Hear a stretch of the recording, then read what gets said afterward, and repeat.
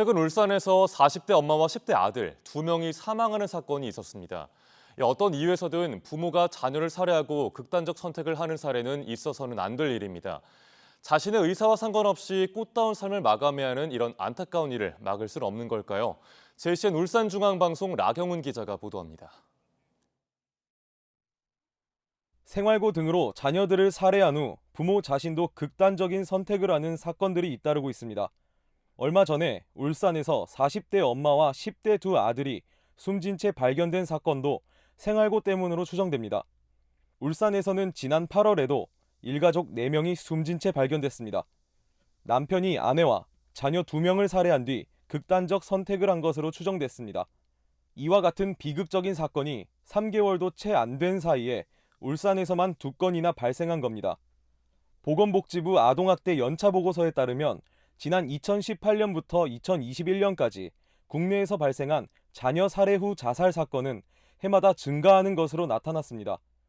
부모의 선택으로 자녀들이 삶을 마감하는 비극이 잇따르는 데는 자녀의 생명권이 부모에게 종속돼 있다는 생각과 이 같은 사연에 대해 온정적인 사회 분위기가 가장 큰 원인이라고 전문가들은 말합니다.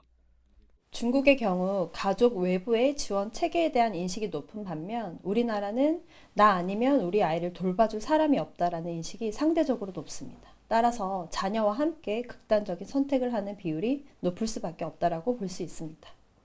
과거 자주 사용했던 일가족 동반 자살이라는 표현도 우리가 얼마나 혈연을 중시하는 사회인지를 보여줍니다.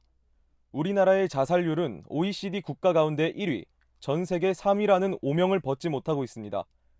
살해당한 자녀가 내가 자살을 하고 싶다라고 해서 사망하는 경우는 절대 없다고 생각을 하거든요. 이런 일들이 일어나서 안 된다라는 조금 더 체계적인 분석이라든가 또는 홍보라든가 인식 개선이 굉장히 중요할 것 같아요. 사람을 살해하는 행위는 어떤 경우도 용납될 수 없는 중범죄로서 동반 자살이라는 표현 아래에 숨겨진 우리 사회의 잘못된 인식과 시각을 버리는 것이 시급해 보입니다. JCN 뉴스 라경훈입니다.